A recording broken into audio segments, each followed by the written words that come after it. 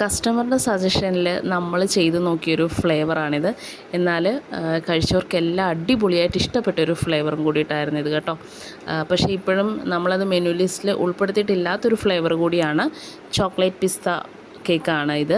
അതായത് ചോക്ലേറ്റിൻ്റെയും പിസ്തയുടെയും ഒരു ബ്ലെൻഡിങ് വരുന്നൊരു ടേസ്റ്റ് വരുന്നൊരു അടിപൊളി കേക്കാണിത് കേട്ടോ. അപ്പോൾ ആദ്യമായിട്ട് എനിക്ക് ഈ കേക്കിൻ്റെ ഒരു ട്രയൽ പറഞ്ഞു തരുന്നതും ഇവർ തന്നെയാണ് കേട്ടോ. ഇങ്ങനത്തെ ഒരു ഫ്ലേവറിൽ ചെയ്ത് തരാൻ പറ്റുമോ ചേച്ചി എന്നായിരുന്നു എൻ്റെ അടുത്ത് ചോദിച്ചിട്ടുണ്ടായിരുന്നത്. അപ്പോൾ ഞാൻ അന്നേരം എൻ്റെ അടുത്ത് പറഞ്ഞു എനിക്കറിയില്ല എങ്ങനെ ഉണ്ടാവും എന്നുള്ളത്. പക്ഷേങ്കിൽ അവർ പറഞ്ഞു കുഴപ്പമില്ല ചേച്ചി ചെയ്യാൻ നമുക്ക് നോക്കാം എന്ന് പറഞ്ഞു. അങ്ങനെയായിരുന്നു ഞാൻ ഈ ഒരു ചോക്ലേറ്റ് പിസ്ത ഫ്ലേവർ ചെയ്ത് കൊടുത്തിട്ടുണ്ടായിരുന്നത്.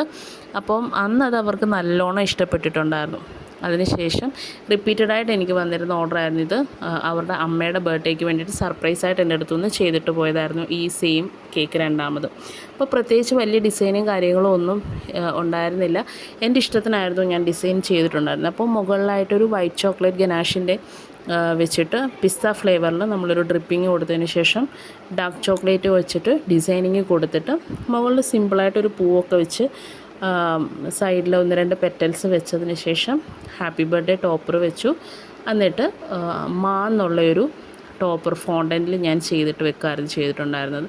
കേക്ക് ചെയ്ത് കൊടുത്തിട്ടുണ്ടായിരുന്നത് എൻ്റെ ഒരു ബ്രദറായിട്ട് കൂടെ, അതായത് സ്കൂൾ കാലം തൊട്ടേ എൻ്റെ കൂടെ ഉണ്ടായിരുന്ന വിഘ്നേഷ്, ജിത്തു അവർക്ക് വേണ്ടിയിട്ടായിരുന്നു ഞാൻ ചെയ്തു കൊടുത്തിട്ടുണ്ടായിരുന്നത്. അവരുടെ അമ്മയ്ക്ക് വേണ്ടിയിട്ടായിരുന്നു. എന്നിട്ട് അതിന് ശേഷം കേക്ക് അവർക്ക് ഒത്തിരി ഇഷ്ടപ്പെട്ടു എന്ന് പറഞ്ഞു. കാരണം അവർ തന്നെയാണ് എനിക്കിങ്ങനെ ഒരു ഫ്ലേവർ ചെയ്യാനായിട്ടുള്ളൊരു ഐഡിയ തന്നത് തന്നെ കേട്ടോ.